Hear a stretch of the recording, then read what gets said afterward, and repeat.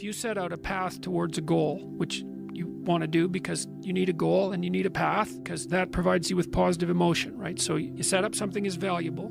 You decide that you're going to do that instead of other things, so that's kind of a sacrifice, because you're sacrificing everything else to pursue that.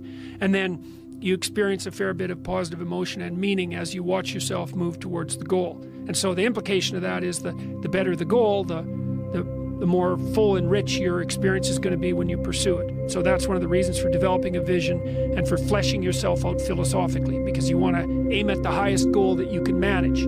Okay, so you do that, and then what you'll find is that as you move towards the goal, there are certain things that you have to accomplish that frighten you.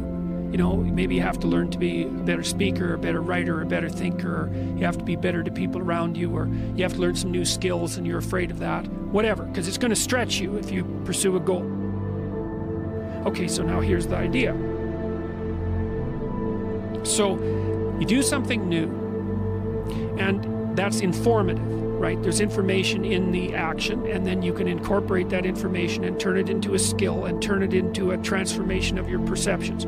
So there's more to you because you've tried something new. So that's one thing. But the second thing is, and there's good biological evidence for this now, that if you put yourself in a new situation, then new genes code for new proteins and build new neural structures and new nervous system structures. Same thing happens to some degree when you work out, right? Because your muscles are responding to the load, but your nervous system does that too. So you imagine that there's a lot of potential you locked in your genetic code. And then if you put yourself in a new situation, then the stress, that's the situational stress that's produced by that particular situation, unlocks those genes and then builds new parts of you. So that's very cool, because who knows how much there is locked inside of you. So let's assume that scales as you take on heavier and heavier loads. You get more and more informed because you're doing more and more difficult things, but more and more of you gets unlocked. But that's not going to come out at all unless you stress yourself, unless you challenge yourself. And the bigger the challenge you take on, the more that's going to turn on.